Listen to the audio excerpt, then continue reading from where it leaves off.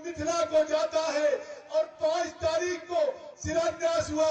तो जब केंद्र में नरेंद्र मोदी जी बने, उत्तर प्रदेश में योगी जी बने, तो आज अयोध्या में राम मंदिर का निर्माण हो रहा है और आप हम सब के लिए, दुनिया के लिए संतोष का विषय है। चाहे उस तरीके से अब सीधे मिथिला से योगी जी ने अयोध्या को जोड़ने का काम किया है। ये जो कछार है, माझा है, जो पिछड़ा था, अगर आज ये अग्रणी होगा तो ये अग्रणी केवल भारतीय जनता पार्टी की सरकार में। जब आज आप स्वास्थ्य मंत्री थे, मैं एक बात कह के खत्म कर रहा हूं कि बस्ती का मेडिकल कॉलेज आज राष्ट्रीय अध्यक्ष है श्री जेपी नड्डा जी ने दिया। सिद्धार्थनगर का medical college Shri JP Nadda ji ने दिया। गोरखपुर मेडिकल कॉलेज में national virology centre Nadda ji ने दिया। एम्स, एक बार जोरदार तालियों से जो पूरे स्वास्थ्य की सेवाओं को पूर्वांचल में कर दिया। नहीं तो सफाई में बनता था, इटावा में एम्स, कन्नौज में मेडिकल कॉलेज। भाजपा आई तो पूर्वांचल में एक बार जोरदार तालियों से राष्ट्रीय अध्यक्ष का स्वागत करें। भारत माता की। अब मैं आग्रह करता हूं कि आदरणीय राष्ट्रीय अध्यक्ष जी का, जो हम लोगों के सौभाग्य का विषय है कि आज घनघटा में चुनाव के आखिरी समय में उनका आशीर्वाद आप लोगों को मिलेगा और आप लोग भारतीय जनता पार्टी का कमल खिला चुके हैं। मैं आग्रह करता हूं श्री गणेश चौहान जी से, इस जनपद के प्रभारी है श्री समीर सिंह जी से, अष्टभुजा शुक्ला जी से, कि वो स्वागत करके राष्ट्रीय अध्यक्ष जी का स्वागत करने का कार्य करें।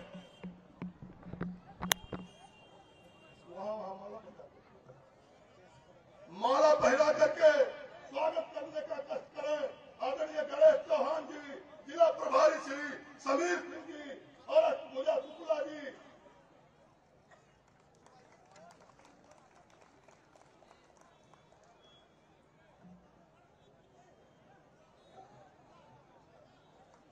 नीलमणि जी है, वो भी स्वागत करना चाहते हैं राष्ट्रीय अध्यक्ष जी का।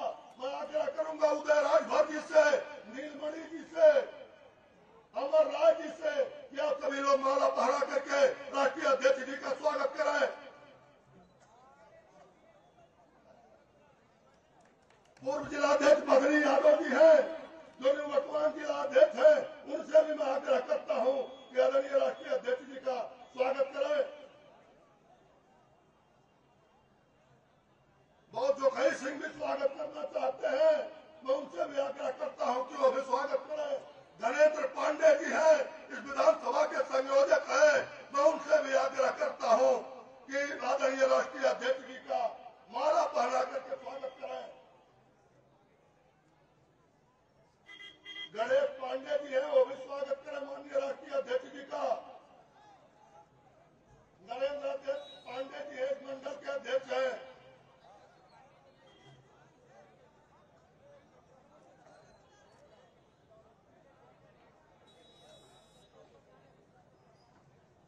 अब स्वागत का क्रम आप लोग बंद करेंगे, क्योंकि राष्ट्रीय अध्यक्ष जी का कार्यक्रम कई जगह रहता है और व्यस्ततम समय में निकाल करके हम लोगों के बीच में आए हैं। इस नाते अब स्वागत का क्रम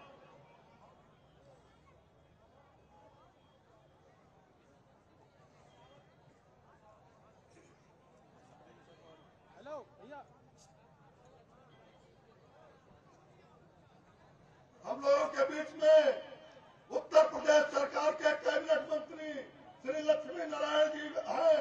मैं उनका भी स्वागत और अभिनंदन इस मंच के माध्यम से करना चाहता हूं। ये लगातार मुझको जो हमसे बात हुई थी, इन्होंने कहा था 25 से लेकर के और चुनाव तक मुझे संत कबीर नगर में रहना है और लगातार बने हुए हैं आप लोगों के बीच में। ऐसे लक्ष्मी नारायण जी का भी मैं स्वागत और अभिनंदन करना चाहता हूं। मित्रों, हमारे प्रत्याशी है गणेश चौहान। मैं इनसे आग्रह करूंगा कि आदरणीय राष्ट्रीय अध्यक्ष जी का मंच के माध्यम से स्वागत करेंगे, लेकिन मैं राष्ट्रीय अध्यक्ष जी को बताना भी चाहता हूं कि गणेश चौहान इससे पूर्व में एक सफाई कर्मी के पद पर तैनात थे, लेकिन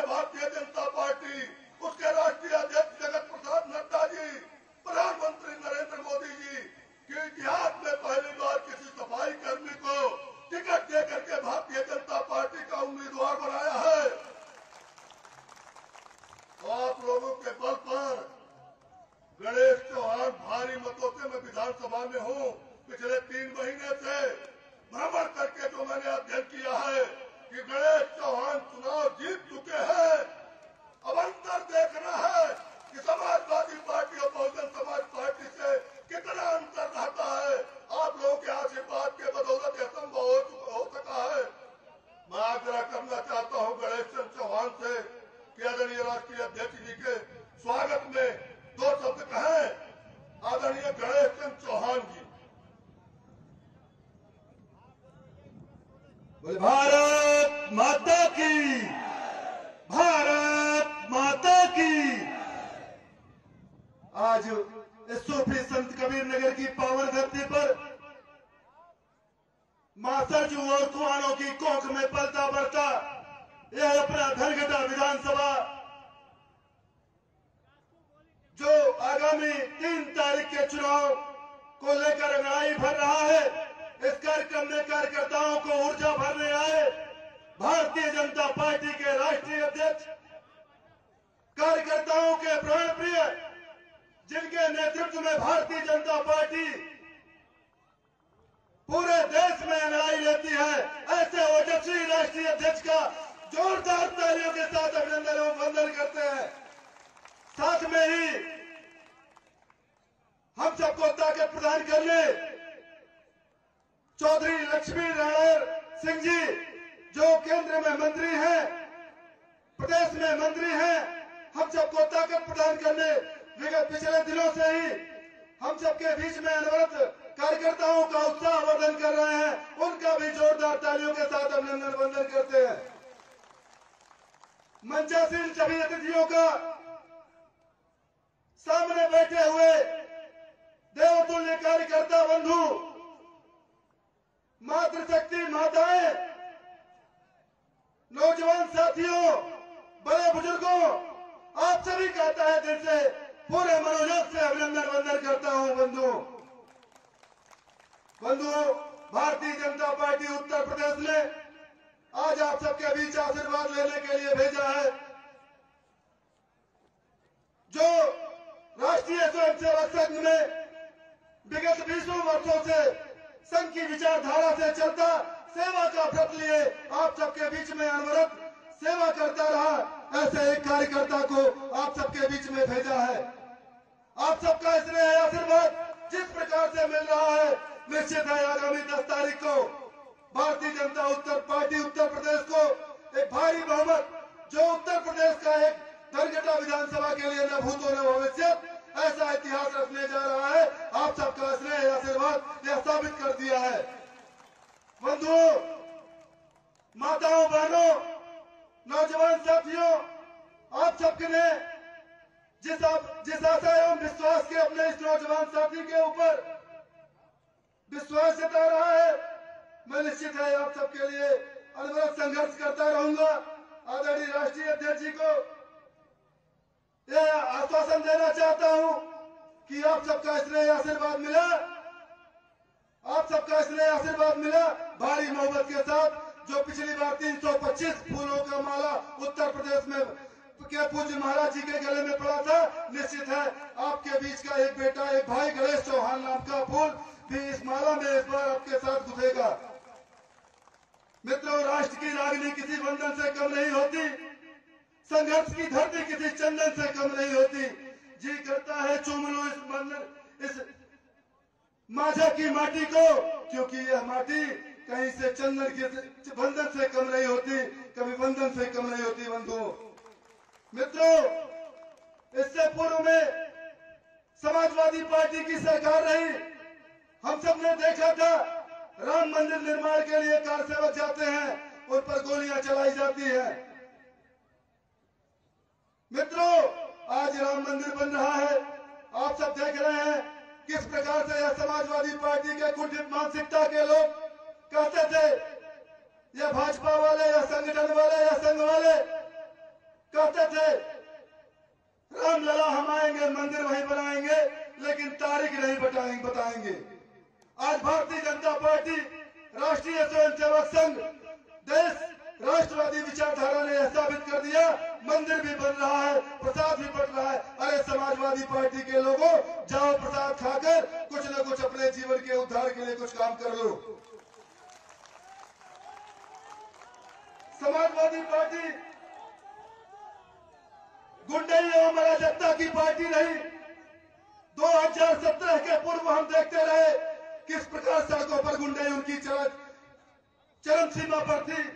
माताओं बहनों के साथ, गरीब मजदूरों के साथ जमीनों पर अवैध कब्जा,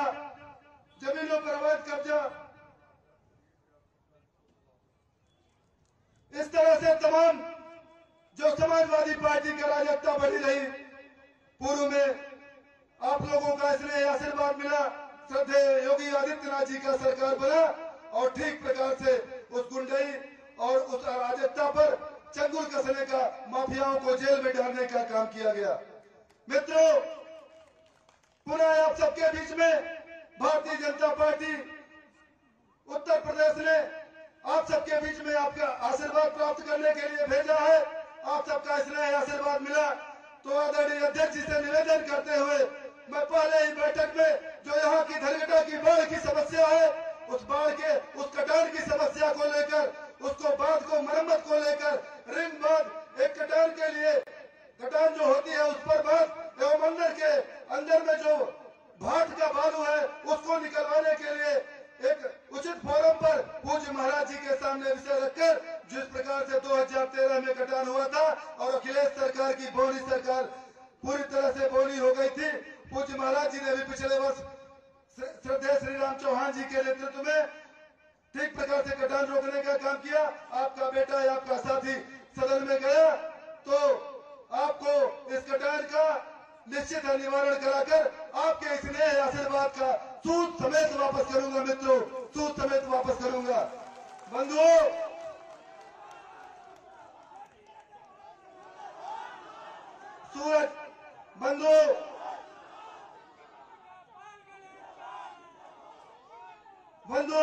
सूरजमुखी यदि पांव पसारा न होता तो समंदर का पानी यूं खारा न होता।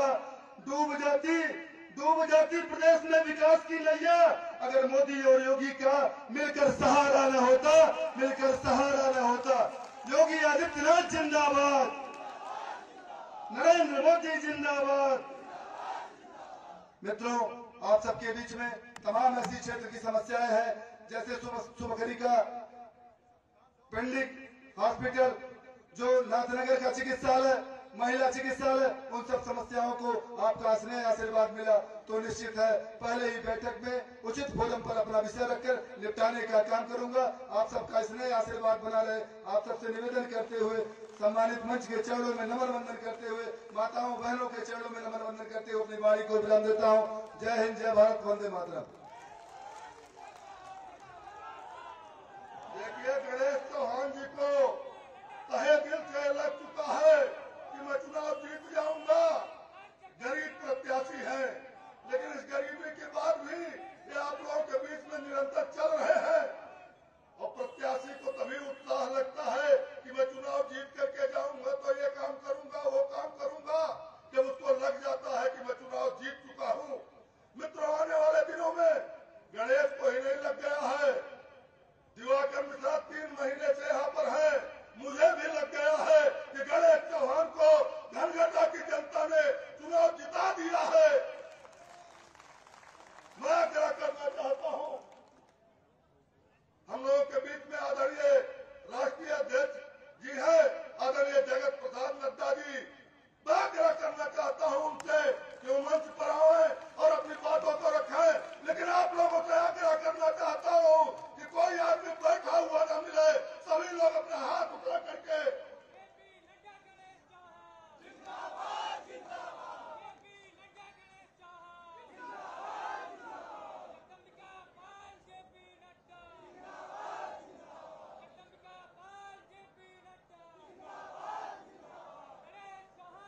आज के इस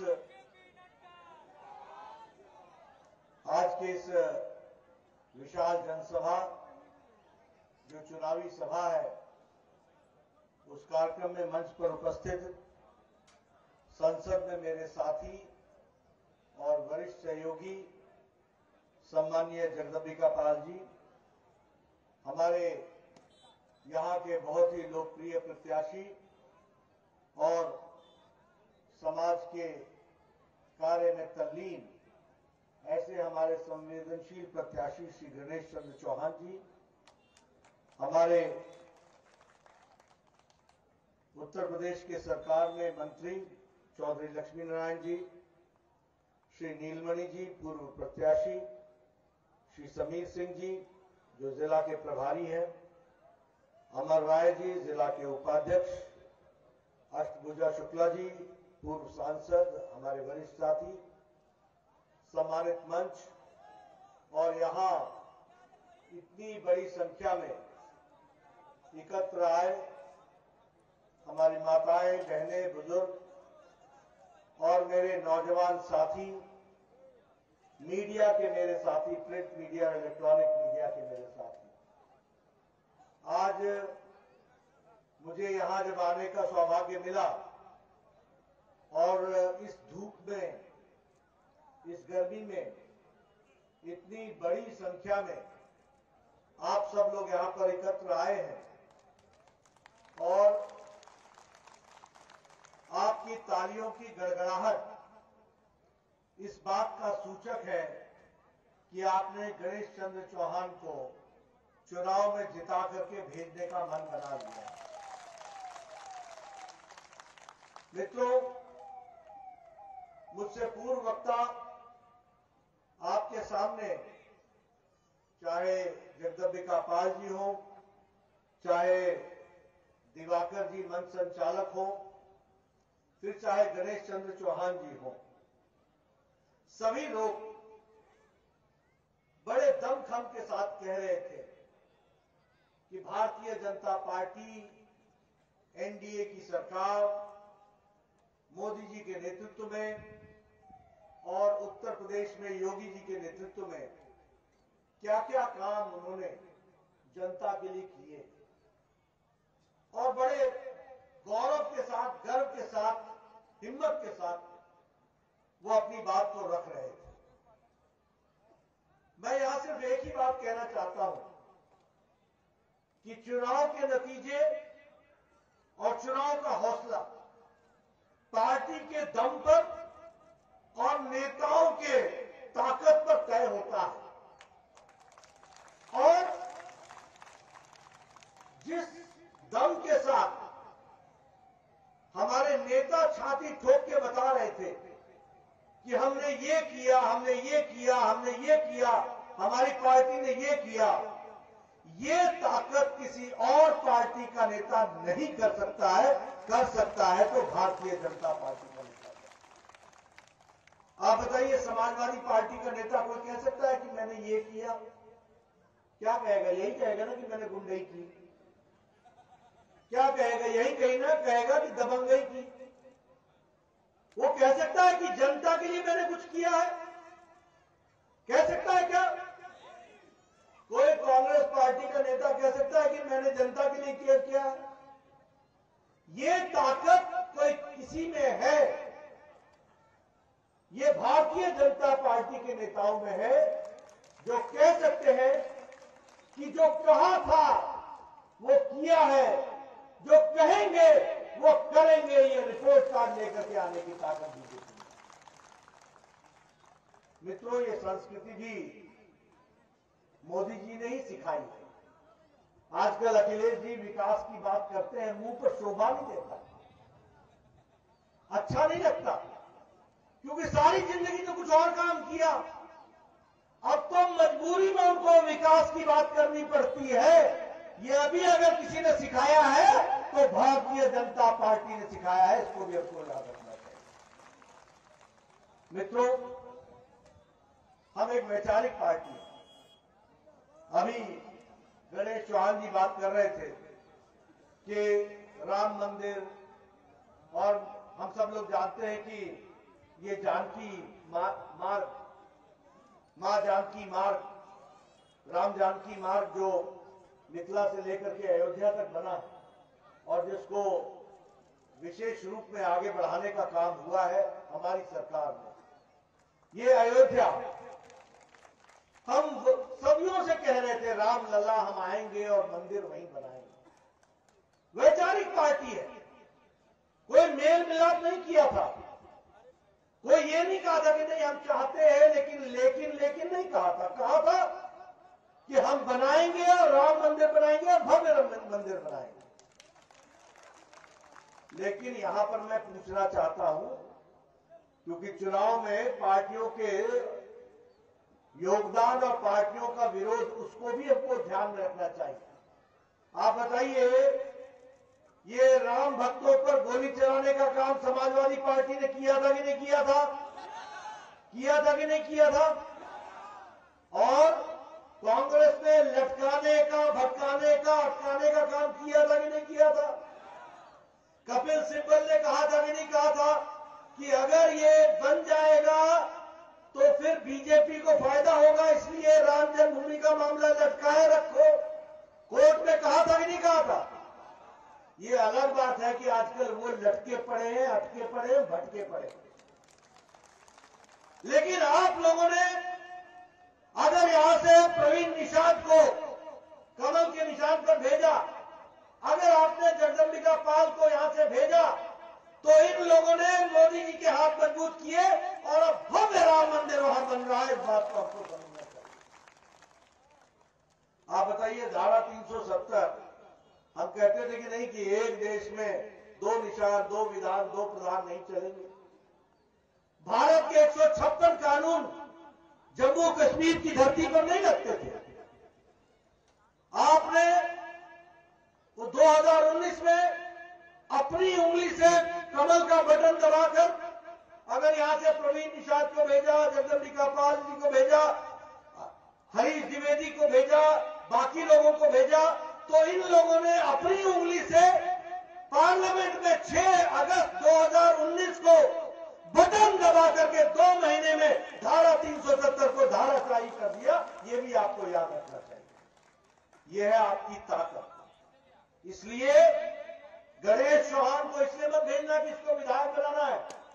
गणेश चौहान को इसलिए भेजना कि इस इलाके को मुख्य धारा में शामिल करना है और उत्तर प्रदेश में योगी जी के हाथ मजबूत करने, इसलिए भेजना।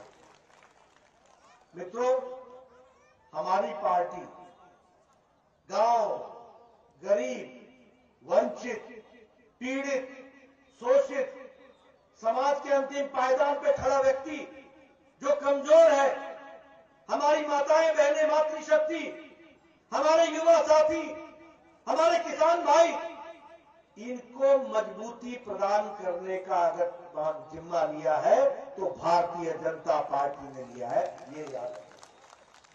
हम सिर्फ किसी को विधायक, किसी को मंत्री, किसी को मुख्यमंत्री बनाने नहीं आए। मंत्री, मुख्यमंत्री और विधायक इसलिए बनाने आए हैं कि उत्तर प्रदेश की तस्वीर और तकदीर बदलनी है और आम आदमी को मजबूती पहुंचानी है। इस बात को आपको याद रखना। आप बताइए, ये आजकल प्रधानमंत्री आवास योजना का पैसा सीधे आपके खाते में पहुंचता है कि नहीं पहुंचता है? 20 करोड़ बहनों के खाते में लॉकडाउन की अवस्था में, कोरोना में 500-500 रुपए पहुंचा कि नहीं पहुंचा? पहुंचा कि नहीं पहुंचा?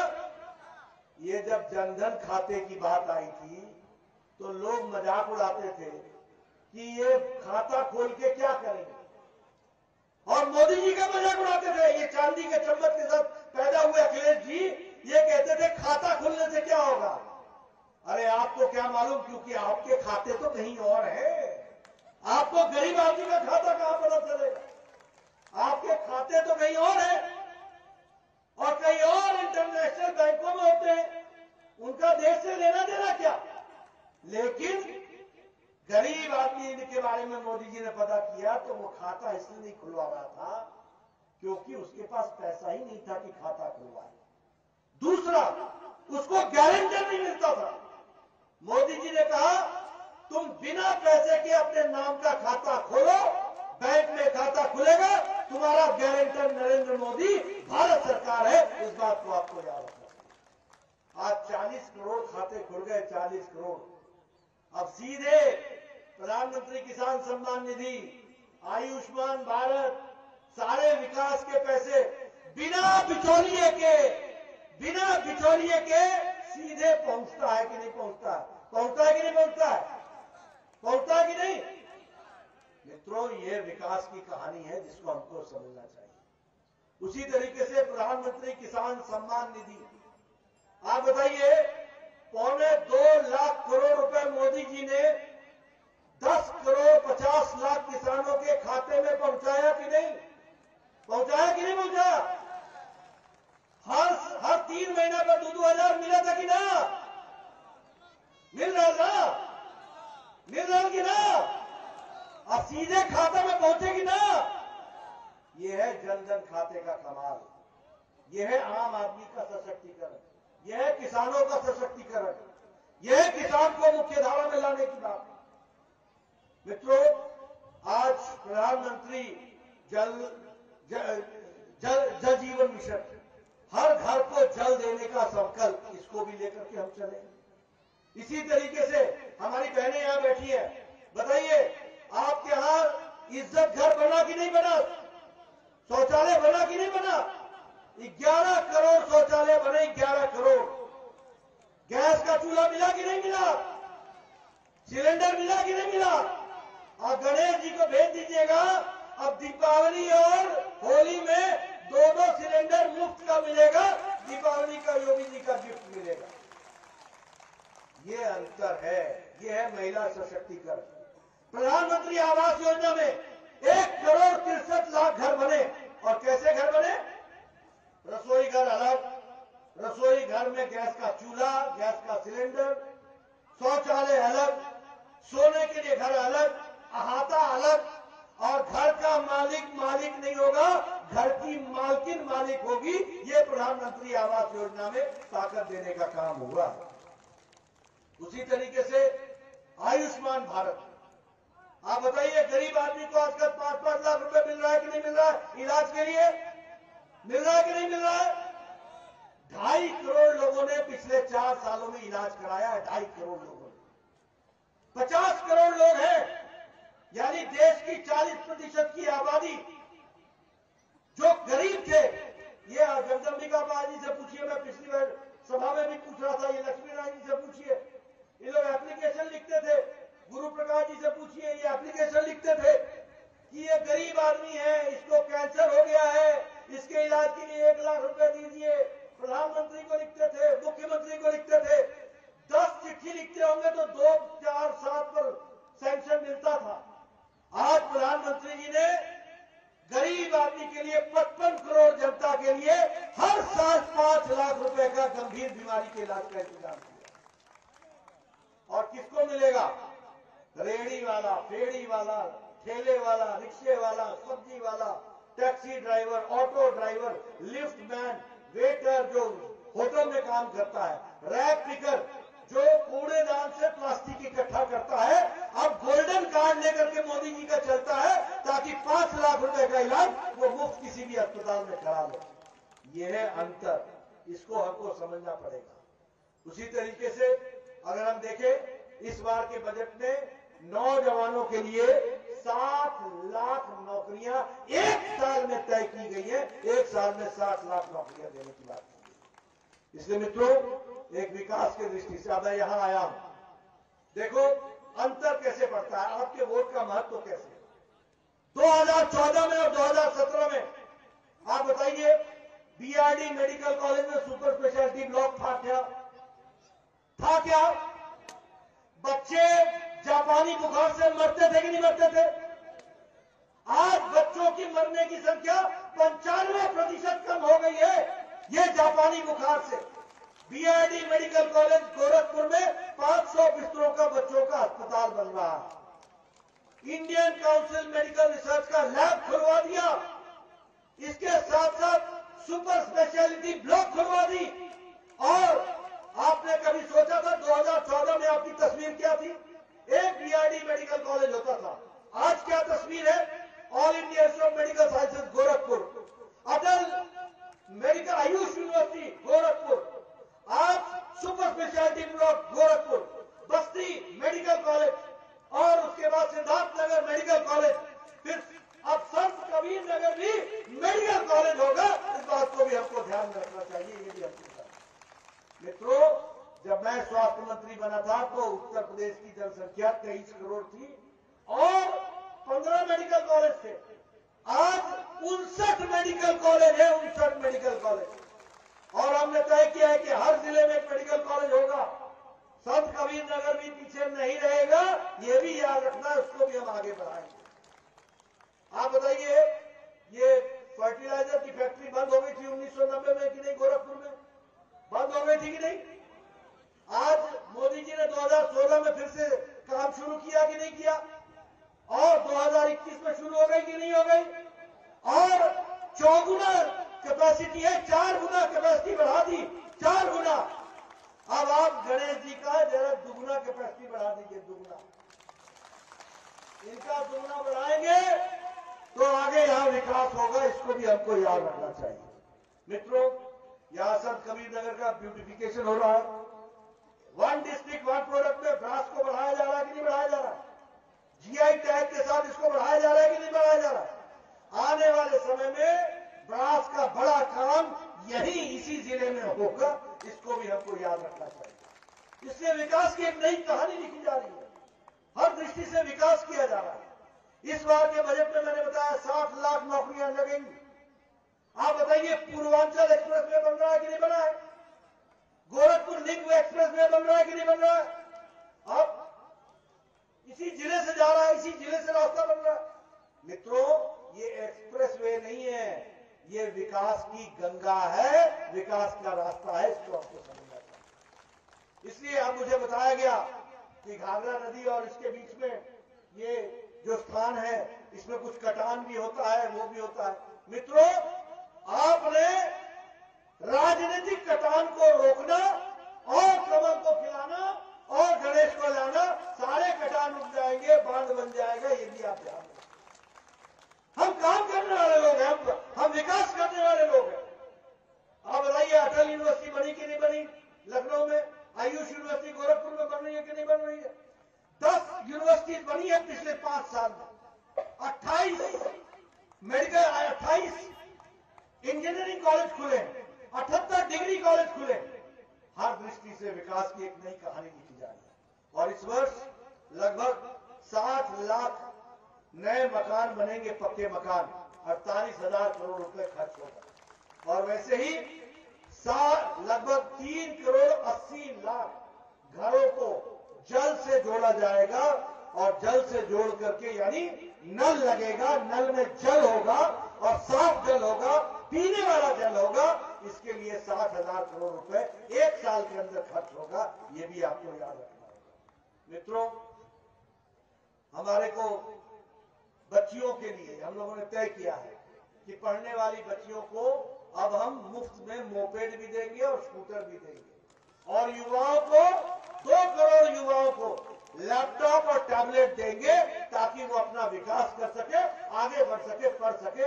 ये युवाओं का सशक्तिकरण होगा हर तरीके से विकास के लिए। हमसे अभी पत्रकार पूछ रहे थे, आप विकास की बात करते हैं, विकास की बात करते हैं। मैंने कहा, विकास की बात क्यों नहीं करे?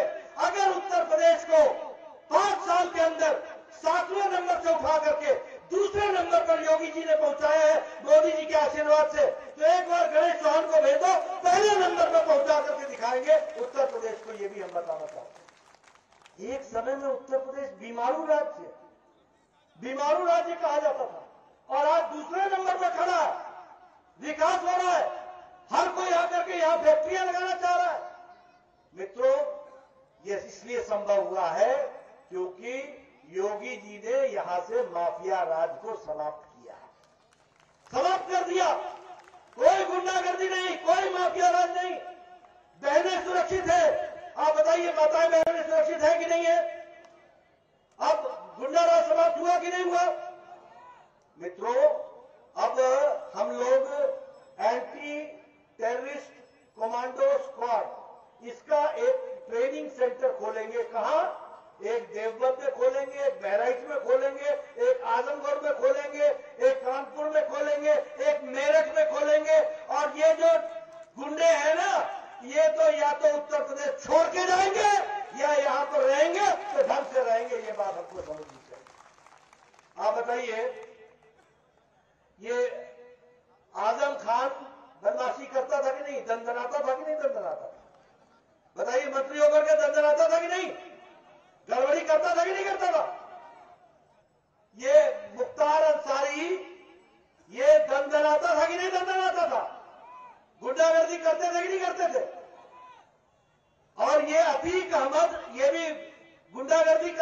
नहीं करता था? जमीन माफिया था कि नहीं था? बताइए, 831 करोड़ की प्रॉपर्टी जब्त हुई कि नहीं हुई?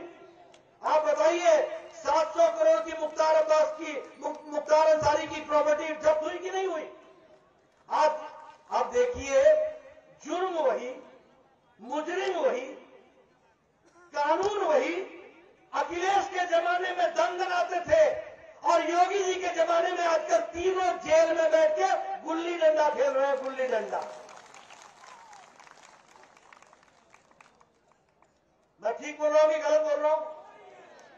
इनको जेल के अंदर रहने देना है ना? इनको रहने देना है जेल के अंदर ना? आप बाहर शांति चाहते हैं ना? अगर आप शांति चाहते हैं तो गणेश चौहान को भेजना जरूरी है, योगी जी के हाथ मजबूत करना जरूरी है। मित्रों, ये विषय किसी को भेजने का नहीं है। और मैं साफ बोलना चाहता हूं, राष्ट्रभक्त, देशभक्त, उत्तर प्रदेश के प्रति, कानून के प्रति समर्पित अगर है कोई पार्टी, अगर कोई पार्टी और नेता है तो वो भारतीय जनता पार्टी है। और नेता मोदी जी और योगी जी और गणेश चौहान और जगदम्बिका पाल और हमारे सारे लोग हैं, ये याद रखिएगा। कहने के लिए नहीं कह रहा हूं मैं, यहां मीडिया के साथी हैं, मैं बताना चाहूंगा। एक गोरखपुर में बम कांड हुआ था और गोरखपुर में जो बम कांड हुआ था उसमें बलदेव प्लाजा, गणेश चौराहा और जलकल बिल्डिंग, ये 3 बिल्डिंगों में एक साथ बम कांड हुआ था गोरखपुर में। 15 लोग मारे गए थे, 50 घायल हुए थे। इंडियन मुजाहिदीन के लोगों ने इसकी जिम्मेवारी ली और कहा कि हम लोगों ने ही श्रमजीवी ट्रेन में बम डाला था। हम ही लोग हैं, इंडियन मुजाहिदीन ने कहा, जिन्होंने मुंबई के लोकल ट्रेन में बम फोड़ा था। हम ही लोग हैं जिन्होंने अयोध्या की कचहरी में, गोरखपुर की कचहरी में और वाराणसी की कचहरी में और लखनऊ की कचहरी में बम फोड़ा था एक साथ। हम ही लोग हैं जिन्होंने संकट मोचन में जाकर के बम फोड़ा था। हम ही लोग हैं जिन्होंने मुंबई के लोकल ट्रेन में बम ब्लास्ट किया था और उसमें 2 लोग पकड़ाए थे। एक का नाम था हाकिम कासिम और दूसरे का नाम था खालिद मुजाहिद। आपको जान करके आश्चर्य होगा कि 26 अप्रैल 2012 को जब अखिलेश जी मुख्यमंत्री बने तो उन्होंने ये दोनों आतंकवादी जो ये सारे बम ब्लास्ट में संलिप्त थे उसको छोड़ने का काम और उनके खिलाफ केस वापस लेने का काम अखिलेश जी ने किया था। केस वापस लेने का। और सुनिए, इलाहाबाद हाईकोर्ट ने कहा, अखिलेश बतौर मुख्यमंत्री तुम केस वापस नहीं ले सकते हो, ये भारत के कानून के तहत हुआ है, आतंकवादी है ये, इनके केस वापस नहीं होंगे। केस चला और गोरखपुर के स्पेशल कोर्ट ने 4 जिंदगियों तक आजीवन कारावास की सजा सुनाई, आजीवन कारावास की। अब आप बताइए, एक मुख्यमंत्री ऐसे आतंकवादी को छोड़े, ऐसे नेता को आपने छोड़ना है क्या? ऐसे लोगों को आप जिम्मा दोगे मुख्यमंत्री का? ऐसे लोग संभालेंगे उत्तर प्रदेश को? अब दूसरी घटना सुनाना चाहता हूं और मैं मीडिया वालों को चाहूंगा डेट वाइज नोट कर लो। मीडिया वाले कहां बैठे हैं ना, मेरी बात को नोट कर लीजिएगा। 31 दिसंबर 2007 और 1 जनवरी 2008 की सुबह रामपुर में सीआरपीएफ के कैंप पर AK-56 से हमला हुआ आतंकवादियों द्वारा। 7 सीआरपीएफ के जवान मारे गए। सीआरपीएफ के 7 माताएं की गोद सुनी हुई, 7 बहनें विधवा हुई, 7 परिवार के बच्चे अनाथ हुए। यही UP police, STF, special task force और एनआईए ने मिलकर नेपाल और भारत के बॉर्डर से एक व्यक्ति को पकड़ा जिसका नाम था शहाबुद्दीन। यह शहाबुद्दीन बिहार का रहने वाला था। जब इससे पूछताछ हुई तो 7 लोग पकड़े गए जिन्होंने रामपुर पर अटैक किया था। और 26 अप्रैल 2012 को अखिलेश ने उनके खिलाफ मुकदमा शहाबुद्दीन और 7 लोगों के खिलाफ मुकदमा वापस ले लिया। फिर इलाहाबाद हाईकोर्ट आई और इलाहाबाद हाईकोर्ट ने कहा अखिलेश जी आप केस वापस नहीं ले सकते हैं, भारत के तहत आतंकवादियों के खिलाफ मुकदमा चलेगा। मुकदमा चला और 4 लोगों को सजाए मौत हुई और 3 को आजीवन कारावास हुआ। ये मैं पूछना चाहता हूं पत्रकार मित्रों कि आप अखिलेश जी से पूछना कि आपका इन आतंकवादियों से ऐसा गहरा रिश्ता कैसे है, क्यों है, क्या लगते हैं आपके, आप आतंकवादियों को बचाते हो। मित्रों, अगर आप किसान हैं और चावल के एक दाने से किसान चावल की किस्म पता कर लाते हैं तो हम लोग भी राजनीति करते हैं। राजनेता की एक हरकत से राजनेता की नीयत को पहचान लेते हैं कि उसकी नीयत कैसी है।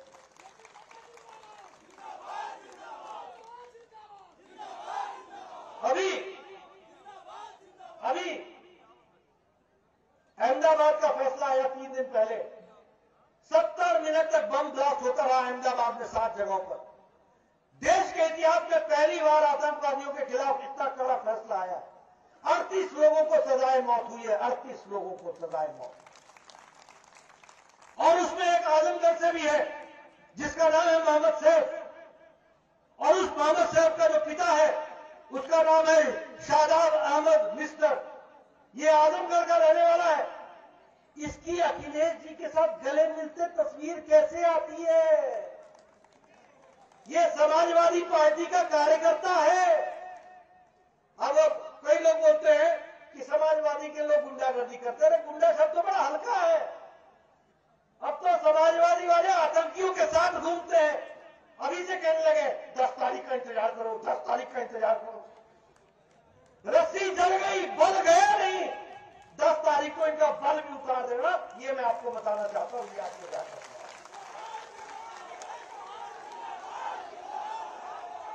मित्रों, मैं आंकड़ों के साथ आपको बता रहा हूं, मैं तथ्यों के साथ बता रहा हूं।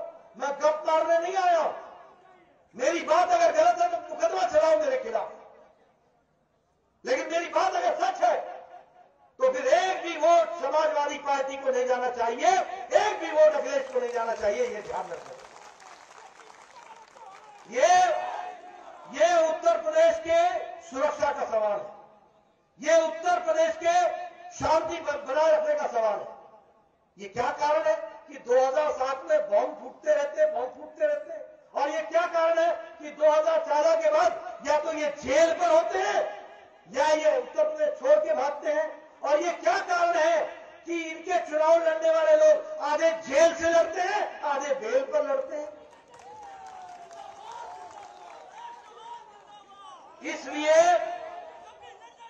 इसलिए मेरा ये आरोप है कि समाजवादी पार्टी का संबंध आतंकवादियों के साथ है। मेरा यह आरोप है कि समाजवादी पार्टी के नेता गुंडों को प्रश्रय देते हैं। मेरा यह आरोप है कि जो लोग बहु बेटियों को तंग करते हैं। आप बताइए मुजफ्फरनगर का दंगा हुआ कि नहीं हुआ? अखिलेश जी के जमाने में 200 दंगे हुए कि नहीं हुए? और योगी जी के टाइम पर एक भी दंगा नहीं हुआ, एक भी दंगा नहीं हुआ। इसलिए मित्रों, मेरे से एक पत्रकार ने पूछा, आजकल आप आतंकवाद पर बोल रहे हैं, ये आतंकवाद कहां से आ गया? मैंने कहा जैसे अखिलेश आए वैसे आतंकवाद आ गया। ये दोनों साथ ही चलते हैं। जैसे अखिलेश आए वैसे ही अब वो आजम खान को साहब बोल करके संबोधन करते हैं। जो जेल में है पता नहीं रिश्ता क्या है, कितना गहरा रिश्ता है। आदमी मुजरिम हो गया, जेल में पड़ा है। मेरे से एक पत्रकार ने पूछा, ये जेल में है, ये आपकी सरकार है? मैंने कहा हमारी सरकार है, कानून हमारा तो नहीं है, निकलवा लो। निकलते क्यों नहीं है? न्यायालय है, जाओगे कैसे? अरे कानून का राज चल रहा है, कानून का राज चल रहा है। जो कानून हाथ में लेगा अंदर जाएगा, ये याद रखना चाहिए, आपको समझना चाहिए। इसलिए मित्रों, इस इलाके के विकास के लिए आप बताइए, ये गणेश बाबू साधारण परिवार से आते हैं कि नहीं आते हैं? आप बताइए, भारतीय जनता पार्टी सबका साथ, सबका विकास, सबका विश्वास लेकर के चलती है कि नहीं चलती है? आप बताइए, एक गरीब आदमी को हमारे दूसरी पार्टियों में क्या होता है, कौन चुनाव लड़ेगा, कितना खर्च करी भाई, पैसे वाले लड़ते हैं। हमारे यहाँ पैसे वाले नहीं लड़ते हैं, जो गरीब का आंसू पोंछता है वो चुनाव लड़ता है, इसको आपको समझना चाहिए।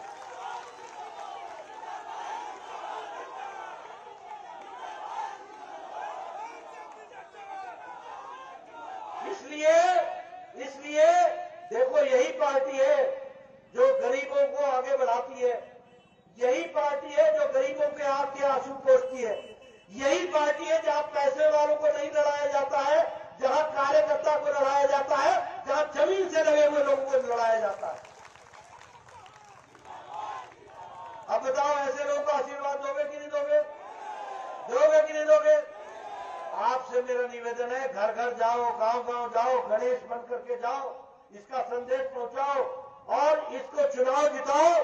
4 दिन आप काम करो, 5 साल ये आपके लिए काम करेगा, ये आपको विश्वास होना चाहिए। आप पूरी ताकत लगाइए। मैंने आपके सामने जो चुनाव के मुद्दे थे वो रखने का प्रयास किया है। मोदी जी के नेतृत्व में देश आगे बढ़ रहा है। अब आप ही बताइए, ये कोरोना का ओमिक्रॉन अभी गया कि नहीं गया? और अभी आप लोग बिना मास्क के सट के बैठे हुए हैं, ये किसके कारण है? इसलिए कि मोदी जी ने 2 टीका, डबल इंजन का 2 टीका लगाया हुआ है आप लोगों को, तब देश बचा है। और कितना लगाया है? योगी जी ने 24 करोड़ से ज्यादा और योगी जी ने और मोदी जी ने 175 करोड़ लोगों को मुफ्त टीका लगा करके किया। अब यहां भी हम आपसे पूछना चाहेंगे, एक टीका 3-3 हजार रुपए का आता है और मुफ्त लगाया है, कितनों को लगाया है? 175 करोड़ लोगों को लगाया है, ये भी हमको याद है।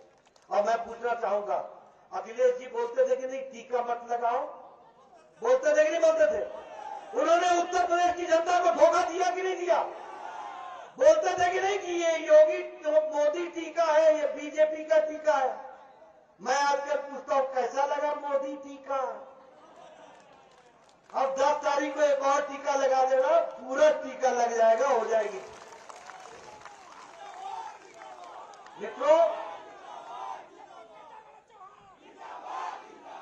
मित्रों, बतौर स्वास्थ्य मंत्री बता रहा हूं आपको, ये जापानी बुखार का इंजेक्शन 1906 में जापान में आया और भारत में 2006 में पहुंचा है, 100 साल बाद, वो भी जब योगी जी सांसद बने तब।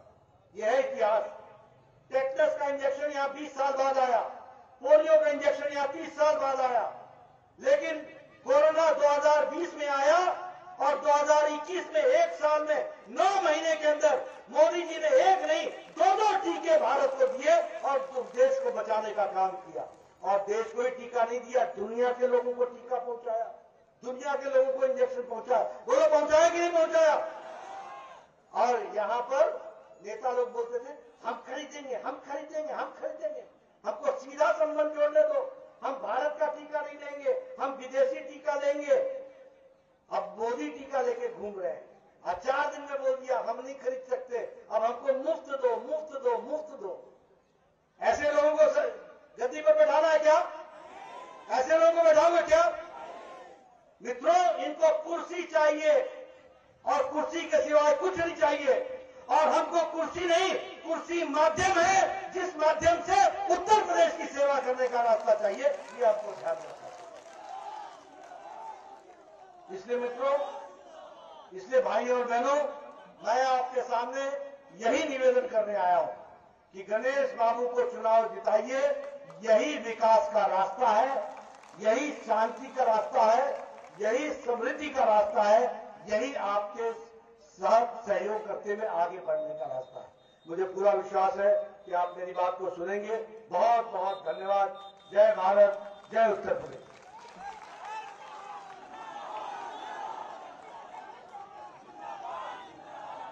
अमर राय जी से आग्रह है कि वो आभार व्यक्त करते हुए सभा के समाप्ति की घोषणा करें। बोलिए भारत माता की।